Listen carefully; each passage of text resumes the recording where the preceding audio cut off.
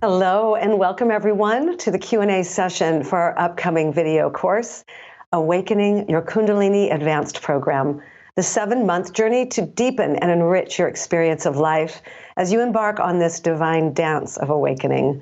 I'm Ann Patricio, and I'm thrilled to be here to host this Q&A conversation for the Shift Network, where we'll explore the teachings of Raja Choudhury and address questions about his latest 7-month live video course, Awakening Your Kundalini Advanced Program, which begins Thursday, June the 6th. I'll explain how you can participate in this course even if you're not able to attend live sessions. But first, I'd like to welcome my guest. Raja Choudhury underwent a dramatic Kundalini awakening that rewired his system and opened up a whole new universe of potential. One of our beloved faculty here at the Shift Network, Raja aims to awaken each of us to our true evolutionary potential using his deep knowledge of Kundalini Shakti, Tantra, and Kriya Yoga. In a personal quest of over 20 years, Raja comparatively explored most of the great and sometimes unknown wisdom traditions of the world, and has experienced many teachings and transforming methodologies firsthand. He wants to share this magical adventure and discovery with everyone, and we're so happy he's chosen to do it here with us. In just a few moments, we're going to open up for your questions for Raja, but first, I'd like to welcome him to the call to begin with an invocation. Welcome, Raja. Namaha. Welcome, everybody. I love that intro. It makes me sound so profound. Wonderful. Thank you for inviting me to do this. Well, before we start, I want you to just relax.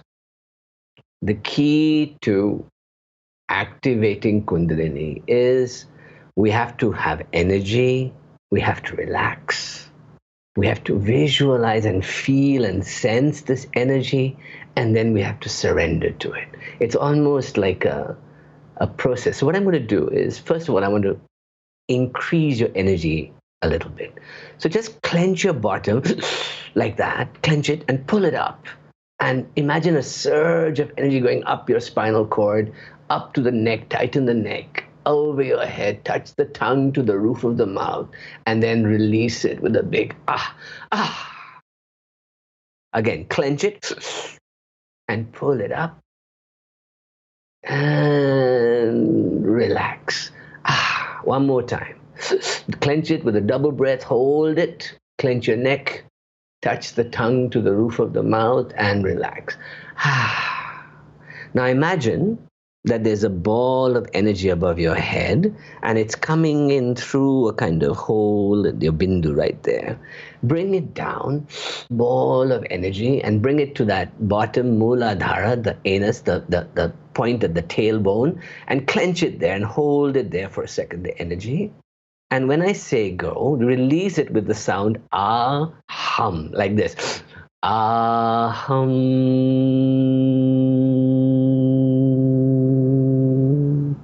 So you're going to bring the ball of energy down, tighten your bottom, hold it, and now release it with an ah-hum.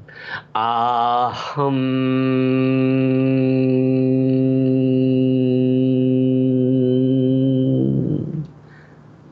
Let it out. Bring the energy down. And ah-hum. Ah-hum.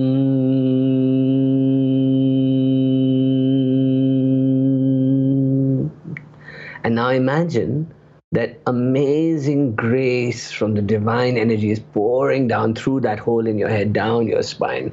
So not only are you reaching up with the aham, but this grace is coming into you.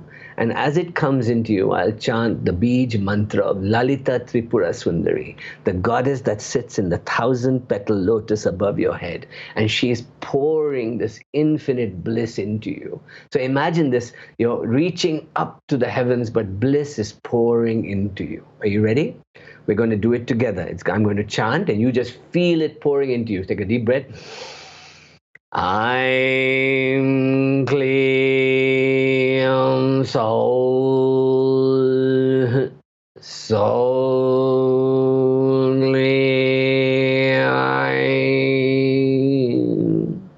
I'm is at the tongue. Klim is at the heart. So is at the yoni and linga. So you're going 3 worlds, the third eye and the tongue, the heart and the lower chakras. Ready? Grace coming in. I'm clean, soul, and now Kundalini rising. Soul clean. One more. I'm clean, soul, soul clean. And one more. I'm clean, soul, soul clean.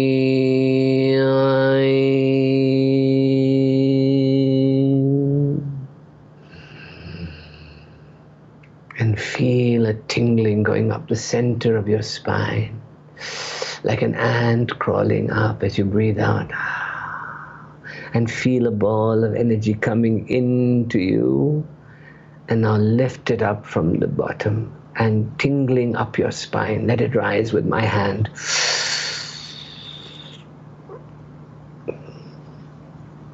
And coming out the top of your head. One more time. And Kundalini, jago ma, jago, jago, jago. Shri, lift it up. Shri, lift it up. Shri,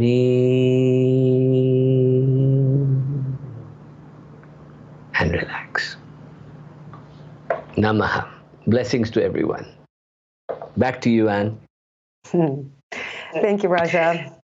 So we'll spend the rest of our time here together exploring your questions for Raja as we prepare for his upcoming video course, Awakening Your Kundalini Advanced Program, which begins Thursday, June the 6th. Now, if you want to check out the website and learn more about this 7-month video course, you'll find a link to register there as well. Please visit awakeningkundaliniadvanced.com.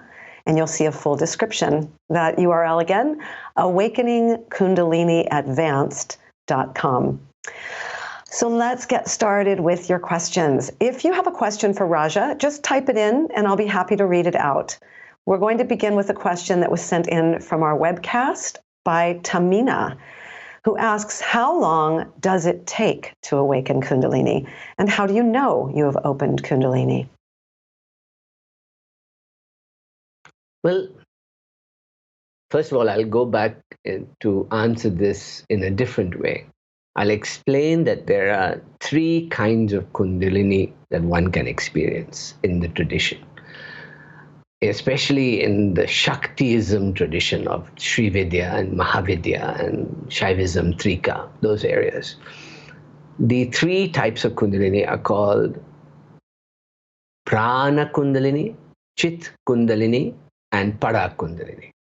Now, Prana Kundalini is the Kundalini that you hear about on all the writings about Kundalini, the swirling energies and the serpent fire dancing and the beautiful lights in your head and quivering in your forehead and something overcoming the back of your neck and climbing over. This is called Prana Kundalini. This is not pure Kundalini awakening. This is what everybody can experience, whether through meditation techniques or through Shaktipat from a teacher or through their own accidental discoveries. And this Prana Kundalini is this energy that comes from the universe through you and turns up the nadis in your body, these small, subtle channels that feel like they're coming alive, like serpents dancing. There are 2 main nadis, and they are what we call the serpents dancing, which are Ida on the left side and Pingala on the right side. And Ida and Pingala dance in this way through the spinal cord, so it feels like they're crisscrossing at each chakra and creating swirling vortices. And in fact, that's why chakras are kind of pranic activity, their energy swirling around each of these centers. When you open, but then we take this energy and it actually starts down in our sexual energy. We take that sexual energy and turn it into a creative energy up the spinal cord through the middle passage called the Shushumna. When that happens, we open something called Chit Kundalini, which happens for some people quickly. Some people it can take years. It depends on how much prana and clearing you can do on the 7 chakras.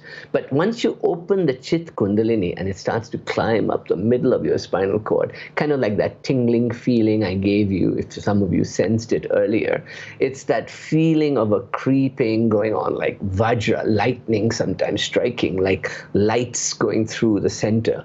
There, it's less erratic and it's more subtle. It actually takes over your entire system.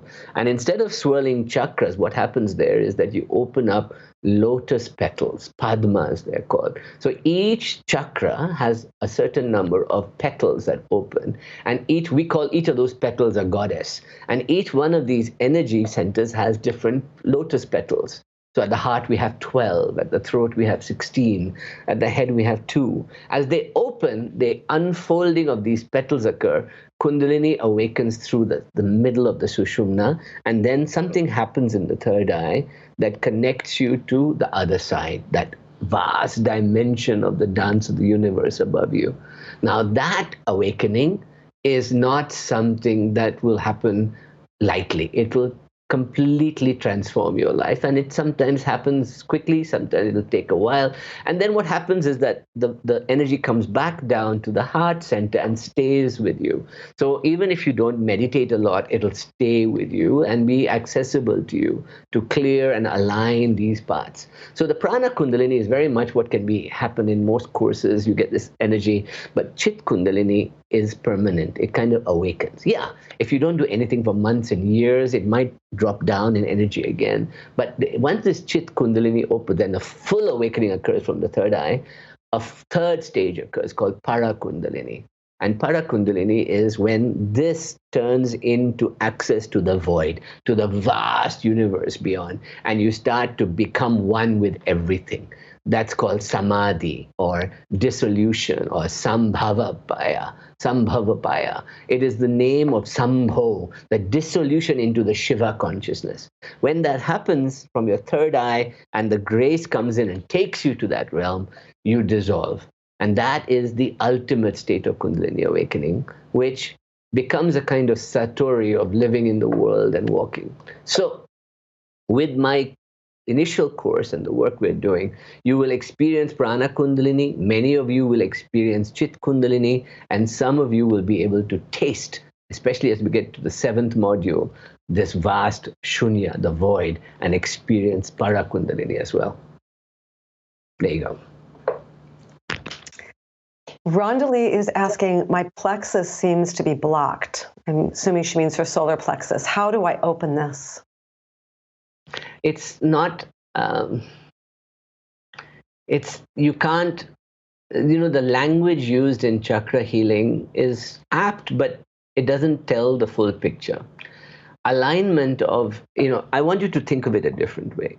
That think of your spinal cord as a flute, and you have these 7 notes that you're going to play. Now, if we can align ourselves, our energy, our Ida and Pingala, our masculine and feminine energy, if we can align heaven and earth and we find a bridge and we start vibrating at these different frequencies from earth at the Muladhara down through water, fire. Fire is the Manipura, which is what you're talking about. Then air, Akasha, space, and then dissolve. Each stage is a vibration of frequency. So when we learn, we actually start from the bottom. In the system I teach, we go from the ground where we crack the earth and let out the energy of the volcanic lava up our spinal cord from our animal nature upwards. Then we take our sexual energy and our creative juices and flow with them. And then we light the fire in our Manipura, in the solar plexus, where we burn our bad karma and we release the smoke of Akasha. So rather than unblocking, what we're going to do is step by step awakening each of these chakras and padmas so that you can blossom in that space, heal yourself, and become lighter and lighter. So that the time you get to the throat chakra, you're as light as a feather and you begin to be karma free. The main thing is to burn your bad karma, bad accumulated thoughts, traumas, all that at the belly. And we'll learn how to do that as well. Ariane is asking, well, she's saying that she is taking your Kundalini Awakening course at the moment in preparation for the advanced one starting next week. And she shares that she finds it difficult to feel sensation along the spine during the exercises that you do for the course. And do you have any suggestions for how to make that happen or assist her with that? I think that the first stage in understanding awakening is to do the breathing and imagination of these centers. Because if you do the breathing correctly, eventually alignment will start to occur. So breathing, the kriyas are very important. What the mantras do is, like, for example, lam, vam, ram, yam, hum, om, at the bij level, and then deeper mantras, like at the Ganpati level, at the Muladhara, we say Om Shrim Hrim Klim Glom Gam Ganapataye Varavarada Sarvajanam Me Vashamane Swaha. Now, just by doing the beat sound or the breath of the Ashwini Mudra of tightening that thing or letting go in a consistent way every day for a few days, you will begin to see energies changing. You may not feel anything, but you will begin to see changes in your life. You might become less stressful, you might become more open, you might start attracting good energies, and things will start changing. So not everybody immediately has a pranic reaction of stirrings, but those who do it consistently will see a transformation begin, and each one of these centers transforms a part of your life. So we have had over, I don't know how many now, 1,200 people have done the Kundalini work with me. And last year we had 300 do the advanced Kundalini course that you're about to think about doing right now. And of the 300, 180 are still with me practicing and figuring out the chakras in their lives and how to work with it. And so, has everybody fully awakened their Kundalini? Is everybody experiencing spinal cord activation? No, but many are, and many have transformed their lives. Many are healing. Many have overcome traumas. Many have attracted abundance and career changes. Many have seen so many different things. I mean, you just come and hang out at our Facebook groups and you'll see how many people are transforming every day in their lives. So Kundalini Awakening does not mean, oh, I'm going to give you an experience and that's it. No, Kundalini Awakening means, is my life transforming? Am I an energy being now? Am I well? Am I clear-headed? Am I becoming clairsentient, clairaudient, clairvoyant? Am I able to awaken and see myself as a middle pillar and act in the world like an observer? These are the true indicators of Kundalini Awakening, not tingling in the spine. Okay? Very helpful. Thank you, Raja. So how much preparation does someone have to do to be able to take this course? Well, for those who haven't done any work with me at all, and a lot of students who will be joining us have come through the Awakening. The basic teachings are there, and they'll be packaged for you in a 7-part video course that you can do before you start the course. If you sign up this week, you can start practicing and watching the 7 videos that show you how to awaken different stages of the chakras along the system, so that you're kind of prepped in advance of coming to day 1. But even when we come to day 1, in the first month, I'm going to cover only energy. So we will do an introduction and then we'll work with prana. So while you're still acclimatizing yourself to the 7-part course, you will build your pranic energy with me over the first 3 classes. We won't go straight into the mantras and the higher chakras. Then in the second class, module, in the second month, we'll start to rise up higher and higher. And then we'll begin to work with the goddess energies and the sacred sounds and the yantras and different things that are going to be available to you. So it is a step-by-step unfolding of the 7 parts you have learned through this first course, but then opening it deeper and deeper every month until we come to the void at the top of our head and experience that full Shiva Shakti dance. So it's a step-by-step dance. Wonderful. Christopher is asking, you know what? Let me go over to another question here. Excuse me one moment. So Christopher was asking, in your earlier exercise, I could feel something coming down, but nothing going up at the base. Is this consistent for a newbie's experience? So when grace descends, it means that a part of you is receptive to receiving this energy. Now, a lot of teaching techniques, for example, Sri Aurobindo's integral yoga or some of the other techniques, teach us to prepare our body to receive that grace. So in a way, the descent of grace into you is a blessing. The very fact that you sensed it meant that you were ready to receive it. And that's beautiful. Now, willpower required to raise your energy from Muladhara upwards, while you may not have experienced it, the very fact that grace could come all the way down and give you that experience meant that you are also ready to move halfway to meet it, to meet grace. So what we will do is I will teach you how to climb up while grace comes down, and then you will both unite at the heart, at the third eye, and at the Muladhara, the three centers in your body. Okay? We'll do that over time. Great, thank you. So if you have a question for Raja, just type it in and I'll be happy to read it out for him. And for those of you that may have just joined us, we're here with Raja Choudhury, learning about his latest course, Awakening Your Kundalini Advanced Program, which begins Thursday, June the 6th.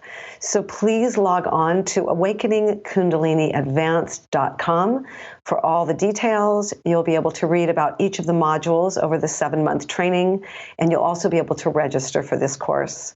Part of the advanced program, if you've never worked with Raja, is to receive his 7-week Awakening Kundalini course as a foundation. So it really prepares you for the full advanced course if you haven't worked with Raja already. All right, we're going over to some more questions. Thank you, everyone, for sharing some good questions with us today. Let me see here. Apologies for the slight technical glitch. Yeah, we got you back on and ready to go. Okay.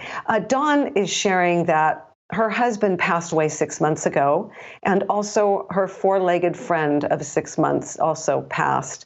I find it hard to concentrate and focus, she says. Do you feel that this is a good time for me to take this class, or wait until it's given again? Could you repeat the last part? I missed that. Sure. So she's lost her husband 6 months ago and also her pet. And she's saying she's finding it hard to concentrate and focus. Do you feel like this would be a good time to take this course? That's let me answer it with a different thinking, a more disruptive thinking. We need to ask ourselves what death is. And in Tantra, which is where the origins of Kundalini Shakti comes from, the idea is that with each breath, on the out breath, I die. And on the in breath, I am born again. So just imagine, I get a chance to reinvent my life with each in breath, and to die to my old self, my old habits, my old fears, my old traumas with the out breath. We call it the Hamsa breath. Hum, as I breathe in, the energy comes into me from the cosmos, and I'm alive in every cell. And Sa, I dissolve back into the cosmos. And now I'm no more. I am one with that vapor. I am one with my dog, my husband. So I'm not distant from them. My consciousness is limited to my body. So the issue is that can I tune my consciousness so that I'm at ease with death, with pain, with suffering, with anything. And I see everything as it really is. You know, polarities, dualities, all this life that we're living. And so by becoming knowledgeable of this heavenly journey between life and death that's going on in every breath, and this non-dual state that comes from that, it becomes easier for me through these practices of awakening Kundalini and connecting between heaven and earth and my dualities in my body, between my masculine and my feminine, between the energies in me, it becomes easier for me to face fear, to face death, to face trauma, to face anything, because I am already one with the universe in many ways, so I become fearless. So what I will show you how to do is to work through the fears and the stored up trauma in the lower chakras so that we become light as feathers and become able to die on the out breath. And then we dissolve into the shunya, the nothingness, the void, and from there we reinvent ourselves and come back in again. This is the profound teaching of Kundalini Shakti and Tantra, to awaken yourself and to remember who you really are. Every cell of you is a divine being that has forgotten that it is divine. This is what we're going to try and do. Malia is saying, what kind of diet is best to awaken Kundalini, if there is a diet that's best for that? And she's also asking about the negative sides of Kundalini. We have a couple of questions about that. So Raja, would you start with a diet, anything that you recommend related to diet, please?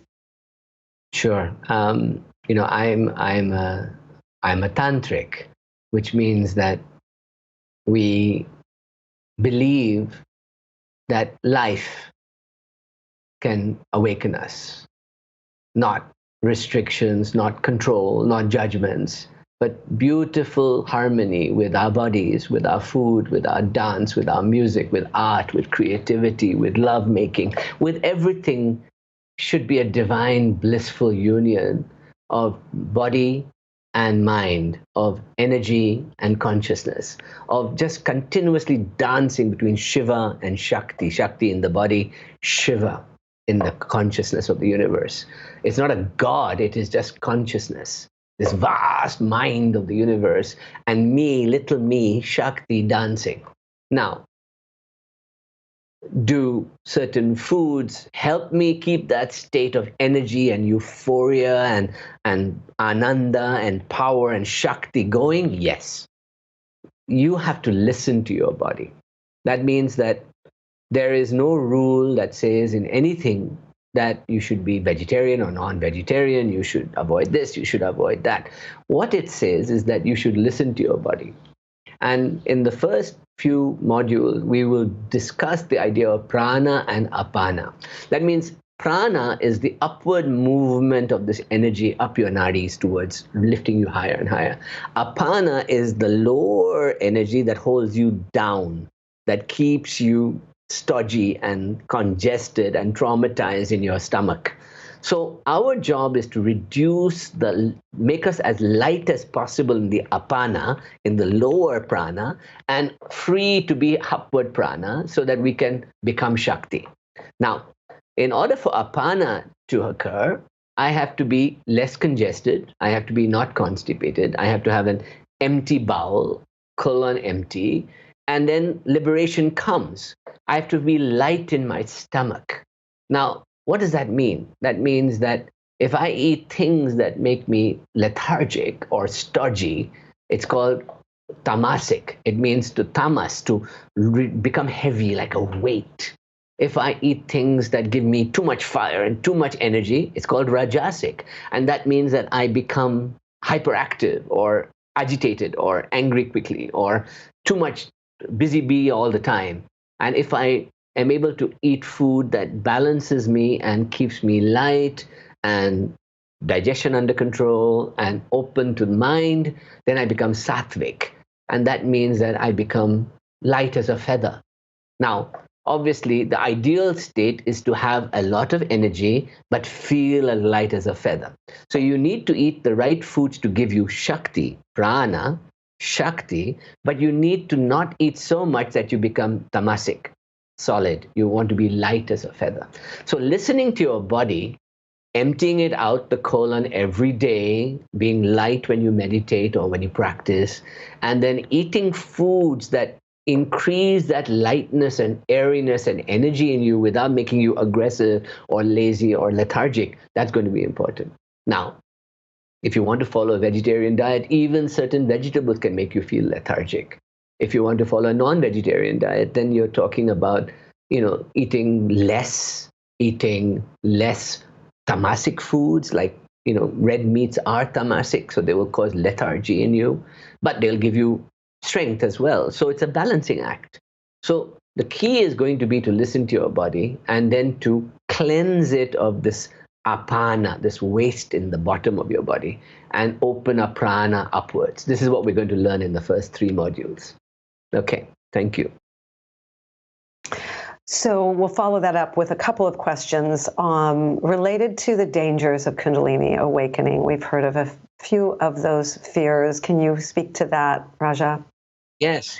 I mean, it's called many things. It's called Kundalini syndrome, and it's called all kinds of. This occurs mostly in the prana Kundalini phase of awakening, which most teachers don't know how to handle because it's such a chaotic energy. So if the teacher themselves are not awakened in Chit Kundalini, it's difficult to help control the prana Kundalini of the students. So what we're going to learn to do is learn to work from the ground, step by step upwards. So you're grounded and tethered.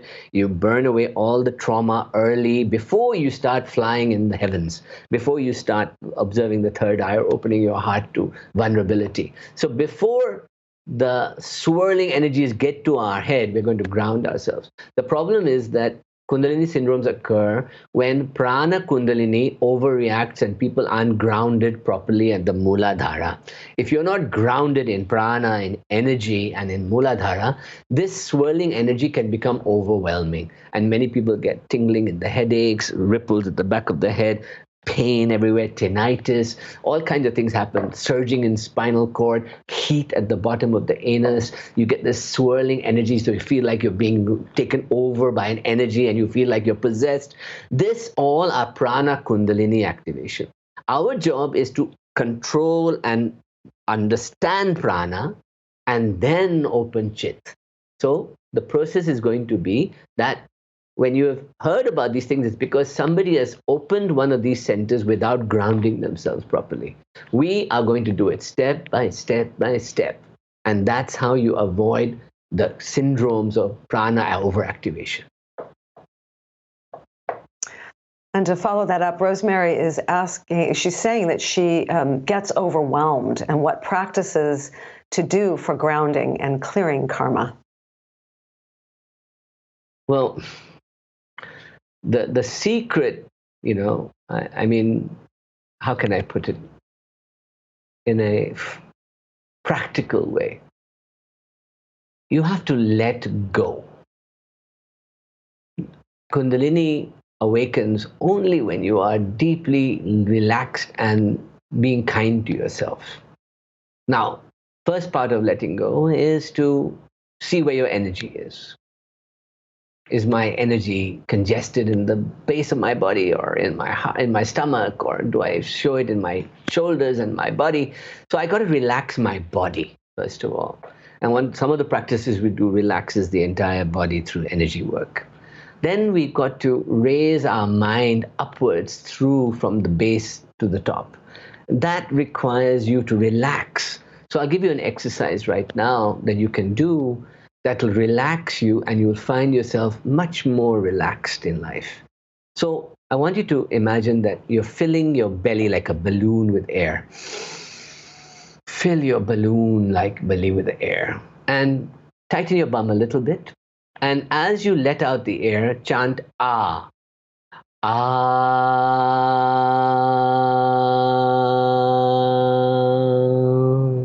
One more time. Fill your belly with air and just chant ah, and relax your stomach. Let go of all your trauma, all your stomach issues, everything. Let it go. Now bring your mind up to your chest. And you can put your hand on top of your chest like this, just gently. And you can put it there, or cover your chest, cross your hands over your chest like this and cross it over. And just say, take a deep breath into your heart center and say, ooh, ooh.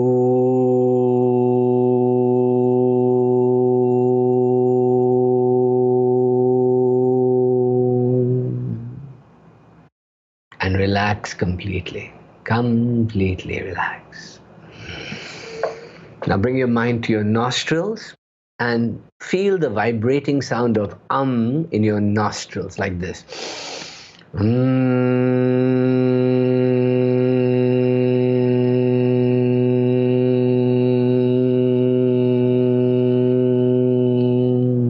One more time.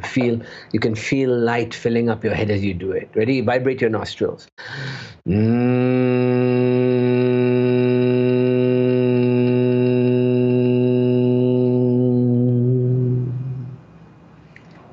Now what we have done is we relaxed the three parts of our body, but now if we combine the sound into one sound, it becomes Om. So it goes Ah, Oo, and then silence above the head. Ready? So we're going to go start in the belly, take a deep breath in.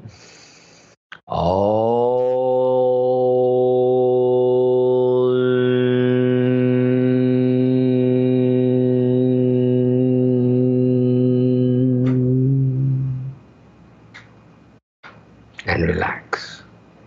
Take a deep breath in.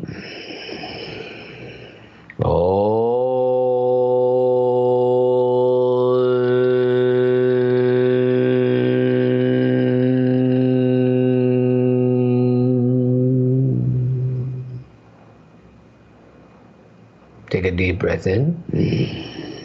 Fill your belly with air.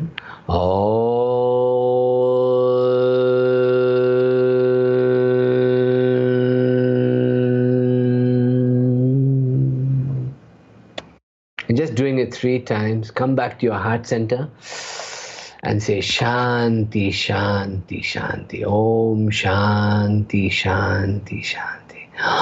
Om Shanti, Shanti, Shanti. Peace, peace, peace. Namaha. Good.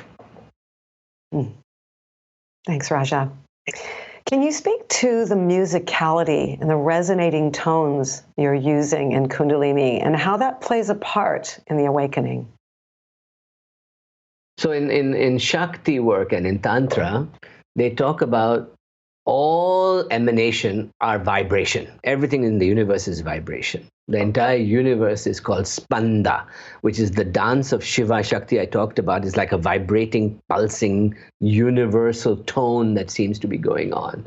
You can call it the music of the spheres. You can call it the vibration of Nataraja, that vibrating, pulsing tone of the universe.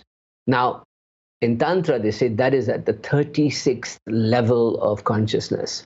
At the very basic level of consciousness, at 1, I'm at the earth in my Mooladhara down there.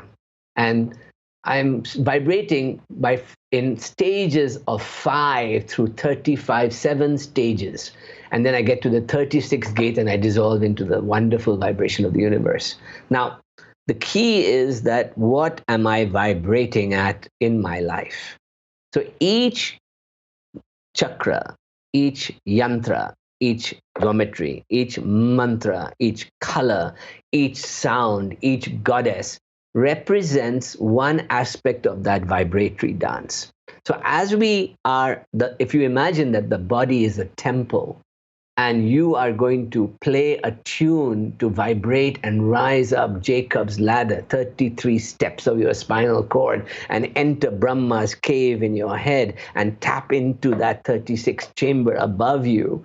You are doing this musical dance from ground of Schumann frequency, low vibratory level of of the earth and rocks, and going right up to Om. And each stage is like a different resonant awakening that can be induced by sound, by breath. Sound is called Vach, and it comes out of 5 parts of our mouth. So all the vowel sounds come out of our mouth, and all the consonants strike those vowels to create words. And then they end with either an out breath, ha, or an Now this combination of consonant, vowel, and or ha gives us the tuning we need to work on these different centers. And that's what mantra is all about. So I will teach you Bij mantras, simple, basic mantras, and I will teach you complex mantras to awaken all these lotus petals in you. All right, we have time for more questions, but before we take those, I just want to give out a few details about Awakening Your Kundalini Advanced program. This is really going to be transformative, these 7 months with Raja. You can tell that his care and guidance is just beyond, and that's why he continues to teach so many courses for us here and thrill so many students. So over the 7-month course, it will be on Thursdays at 10 a.m. Pacific, beginning Thursday, June the 6th. Now, if for any reason you're unable to attend the live course, you won't miss the teachings. You'll receive audio and video replays, transcripts, and all the course handouts through your course homepage. Also, I like to remind you that we offer a no-risk money-back guarantee on all of our courses. It just gives you a full 2 weeks, in this case until June the 20th, to make sure you absolutely love it. And as an added option, all participants are welcome to connect to a private course Facebook community group. That allows you to stay connected to one another and also to connect with Raja, who's very active on his course Facebook pages. Now, everyone who registers receives the Awakening Your Kundalini Advanced bonus program. And the permanent bonus that goes to everyone includes yoga, aligning to the source. That's a video by Raja. Also, the garland of letters, creating a sacred geometry in your body, which is also video teaching from Raja.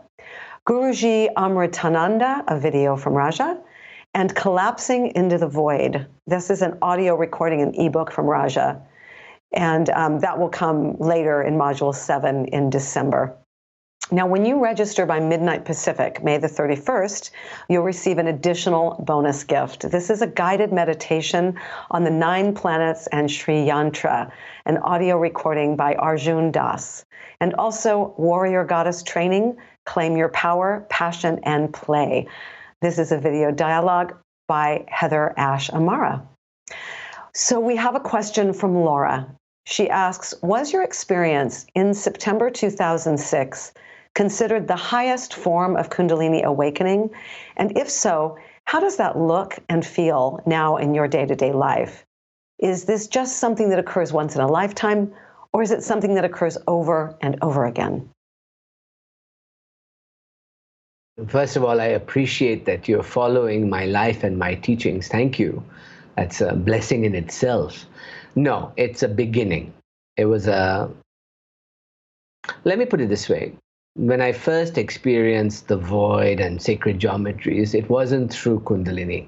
It was through, I was 33 and I had an amazing hallucinogenic experience that made me realize that I did not want to rely on plant medicines or other medicines to help me explore this other side of the veil that I wanted to go into, and that there was another dimension of reality that I could explore. And I needed a key, a gateway. And I mean, I can honestly say that I was an atheist. And even today, I describe sometimes myself as a mystical atheist, that there are creative energies throughout the universe. It's just our frequency and vibration that stops us from experiencing them. So when I started my quest at 33 into Kundalini and meditation, I took lots of initiations, I took lots of training, I did lots of studying. And it wasn't until 2006 that when I was doing Shakti work, that something profound happened to me that woke me up. And when I say woke me up, I can only describe it as a life-changing experience rather than, oh my God, I've seen it and that's it. Bliss, bliss, bliss all the time. It was like something opened in me. And for a long period afterwards, I was in a bliss state of union with everything. I could see things vividly. I could feel particles dissolving in and out of reality. It was quite an amazing state. And slowly I came down, but it wasn't a depression down. It was more like as if I was coming back to a place from which I could examine my life. And the next few months were a very strong examining period. I did not experience what many described as the dark night of the soul, because I had come there with intention to awaken this energy. So I came with a desire to disrupt my life, and not an experience that led to a disruption of my life. So I was kind of mentally prepared, but I wasn't prepared for the vast scale and experience of what I saw, the illumination, the light, the tingling in my heart. And what I found is that the feeling in my heart became permanent. It was like there's a continuous throb, electric charge in my heart that seems to be living with me all the time. And it keeps increasing over the last 12 years. And it keeps me at my heart center. So what happens is that for me to tune in and go up to the higher centers is very quick, because my heart center is my most active center. But I balanced the lower three centers. I had to work on them because I had major physical issues that I had to deal with. I had stomach issues, I had sugar, I had diabetic issues, I had trauma and injuries from sports. I had all kinds of things that I had to work with in the body, and I'm still working on them, but they're more or less now aligned. And my eyesight was very poor. My eyes have gotten better. It becomes a kind of, so what happens is that I give myself a basic practice every day that keeps my muscle memory going of who I really am. And then, as I teach you in the last module, I will practice the Vigyan Tantra, which is a technique of observing myself as often as I can through the day. It's almost like having an out-of-body experience or a near-death experience, and I'm floating, watching myself act in the world. So there's a part of me for most of the day that is observing my breath, observing how I'm reacting to things, how I'm playing, and it actually has made me a better player. So because of that awakening, I became a filmmaker. I won awards. I traveled to India. I live in India now. I was in New York. I had my wife was pregnant 2 months after that experience. So I had to sense a coincidence of Shakti coming into our lives. It was a profound steps of coincidences and serendipities and openings. I started meeting amazing teachers who I would never have met under normal circumstances, who initiated me to another stage of the veil. And I got deeper and deeper. So what happens is that you're moving yourself towards a still point that is the final destination. You're not going to, you may taste it, you may sense it, but it is not some goal out there. It's not a heaven out there. It's in your heart. But you are going through all these vibratory dances, and you can choose how to go. You can go directly to the heart and the void and bypass all the goddesses and the energies and the angels and the beings and the white light and everything and go straight to the light. Or you can take a time and dance with the body, learn the systems, learn the chakras. So draw a map in your body of yourself, become more graceful, attract grace to you. So your life changes. And if I can say what the last 12 years have been like, 13 years now, has been one profound satori, awakening after awakening after awakening. Every step is just filled with gratitude and humility and bliss. And when I try and do something against the grain of that, I'm brought back to this path. So it's like a tuning fork, a barometer, a way of life, and it becomes an integral part of who you are after a while. So did that awakening alter me permanently? Yes. Is it ever the one thing that I remember and only thing that I meditate upon? No, because my own evolution has gone so far with this that every day is like gratitude and more awakening. And more awakening to the stillness. So all I can say is that my life today, 13 years after that experience, every minute is precious. I am observant of time. It's like the world has gone into slow motion most of the time for me. A day which may pass by quickly for you I observe and watch it, and it takes a while to finish a whole day. I enjoy it because I'm watching everything. And it's not like I'm this weird kind of stalker watching myself from the distance. No, I'm watching it while acting. I am making films, I am teaching you, I am a father, I have a 12-year-old daughter, I'm a husband, I love food, I love music, I enjoy life, I play tennis and golf, and I enjoy going on traveling and seeing sacred places and going to beaches. I mean, I live fully. So the key is that life has become so full and so slow and steady that it just seems wonderful right now. So that's all I can say about my experience. Thanks, Raja. Danielle says, my body shakes rhythmically with each chant, even your voice. What does this mean? It's highly pleasurable, like body orgasm. With high energy people, I feel 100,000 volts flowing in my body. Is this just a body thing, an affliction, or in need of mastering? Both. It is not just a body thing. It is a receptible thing, that you're open to these energies now. That's an evolutionary trait. So it's good for you. The key is going to be to learn to tune it and to play with the tunes and see what music comes out. Because, inducing an orgasm is a state of visible consciousness where I can put my mind to the yoni area and chant the sound veil, veil, veil, veil, veil, veil, veil, veil, veil, veil, veil, veil, veil, veil, veil, veil, veil, veil, veil, and ripples will start. Now, I can teach you how to do that. So you become an instrument of your own making. So my whole principle is that I am not a guru that demands you all to follow my teachings. I am a teacher or a guru that teaches you to become your own guru and points the way and then gets out of the way. That's the key. Okay? All right. Lissa is saying, it feels like day-to-day life is keeping me from truly welcoming the divine into my life. How do I work through this? Well, first of all, you stop seeing your day-to-day life as an enemy. That's number one step.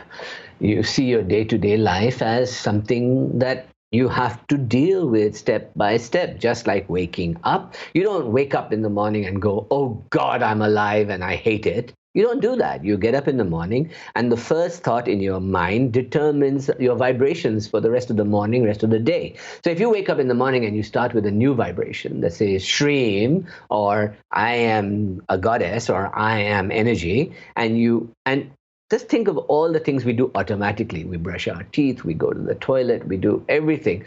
But at some point in the day, we decide that day-to-day life is too much. What does that mean? That means the responsibilities I have, or the job I have, or the family life I have. I don't like the vibration. I just want to quit, right? So what's the problem there? The problem there is your vibration. How are you vibrating? How are you responding to the reality of your life? Where are you vibrating from? And this self-sensing, self-awareness is the path to self-realization. That means I'm not asking you to wake up your soul and become divine. That's a nice consequence of our activities. But just observing the self and saying, where in my body am I getting angry from? Where am I holding all this trauma? Where do I hold my self-esteem when somebody abuses me? Where do I put it? What do I do with it? Learning to see that and bringing light onto it, grace onto it, and burning it away, this is the key to this work. So yes, you will become much better at handling life, and you will become more spiritual in the process. So the key here is a mastery of both your spiritual nature and your material nature. That's the beauty of Tantra. Susie's asking, can you comment on the connection between Kundalini activation and the twin flames? The twin flame is a concept that deals with the pranic energy around you. Let's actually go to the source of Tantra on this, because it's no use coming up with new terminology on this. The terminology in Tantra is that we have three bodies, right? We have stula, which is the physical body. Sukshma, which is the astral or pranic body all around us, which is what we consider our twin flames existence there. And then we have a third body called Para. Para means the supreme causal body, the source of everything, the first emanation, the vibrating Vak, the sound that created the universe, the dance of Shiva and Shakti. Now, most of our experience is in Stula, in our body. And most of our pranic experience is in Sukshma, in our astral body. Now, if I am able to awaken my inner switch, a switch inside me, and switch outside me goes on as well, which now has been coined this idea of twin flame and things like that. But essentially, an intelligence in the universe awakens to the fact that I am turning on a switch. And once I turn on that switch, that energy, that intelligence comes to work with me to help me evolve. So if I turn on my heart switch, a divine entity in the heart vibration of this pranic energy field comes alive. It can come in the form of Krishna, it can come in the form of Lakshmi, it can come in the form of Kamla, it can come in the form of Guan Yin, it can come in the form of so many things. But that's my metaphor. What happens is that something out there becomes something in here, and I start vibrating in that universal way. And then what wonderfully happens is that when those two start vibrating, a third awakening occurs at the source that says, you are now preparing to come back to me, to your true self, so let's all dance together. And then the universe starts to conspire with you. That's how it works in Tantra. For a final question, Raja, can you speak to how sacred geometry is going to be incorporated into this course, and speak a little bit about what sacred geometry actually is? So we're going to one full month dedicated to Sri Vidya and Sri Chakra, the sacred geometry of the Sri Yantra, the Sri Chakra. Okay, so let's look at it this way, another way. There are three primary goddess energies in the body, and one above our head. So the one above our head, which is the divine Shakti of the universe, the source mother, the Para Shakti, the dance of Shiva Shakti. She sits here, just above our head. And we call this slot here the Bindu, right? So if you look at any mandala, the source energy that emanates and gives us life, gives us form, gives us particles, atoms, dances, all that stuff, is called the Bindu. It's that point just above your head. And at that point, the Para, that first concept of source, emanates and vibrates and creates the worlds. Now, the creation of the worlds come forth as sound and as geometry and as light and vibration and as feeling, the three ways, four ways. Now, what happens is that if I map myself from the human base element of earth to the point in the Bindu, I can go there through sacred geometries. And the whole journey of the Sri Yantra, which is the most elaborate yantra, then they have many sub-yantras for each goddess energy. It has different forms, you know. The Sri Yantra has 9 levels between animal, basic earth, me, and Bindu. And they're called avaranas, meaning veils I have to part. So each time I part one veil, another reality is open to me of the goddess energy. And it all happening in my head this way, from here up. So when I do the Sri Yantra, I am meditating on my highest self at the middle, my basic current self on the squares around it, and I'm going inwards towards the middle through 9 levels in the Sri Yantra. So I'll be teaching the Sri Yantra, and in the Mahavidyas, I'll be teaching the yantras for each of the Kalis, as well as the Sri Vidya yantras as well. So it's all tools for meditating on who you really are. That you are this divine being, your body is divine, and this is just a map for it. Thanks so much, Raja. Well, it's been a wonderful hour. I want to thank all of our viewers for being with us and for sharing your questions.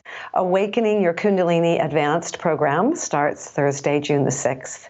And again, please visit awakeningkundaliniadvanced.com to learn more and to register. And remember, if you register by midnight Pacific, May the 31st, you'll receive a special bonus guided meditation on the 9 planets and Sri Yantra.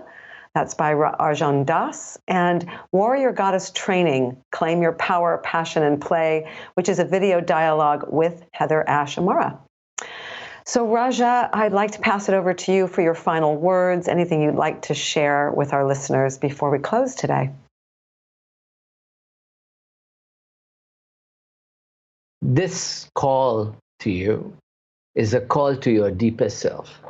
If watching this, even a part of you has started to vibrate with me, then you need to heed that call and come and join me. Because we are awakening such consciousness inside you.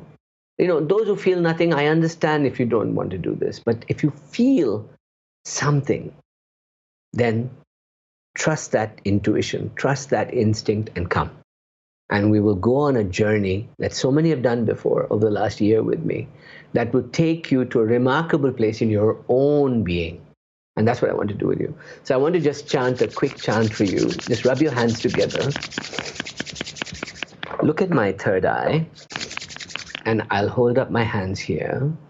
And just chant Shreem with me. Sha-ra-eem. Shreem. Like that. Ready? Rub your hands.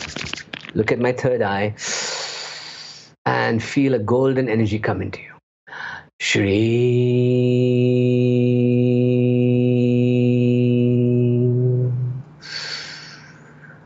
Shreem.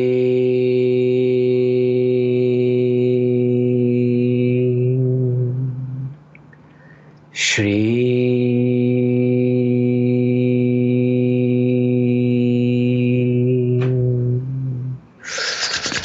Blessings. Namaha. I hope to see you all soon. Deep gratitude, Raja. Thank you, everyone, for joining us. And on behalf of all of us here at the Shift Network, I wish you well, and I look forward to having you on this course or on one in the future. Be well.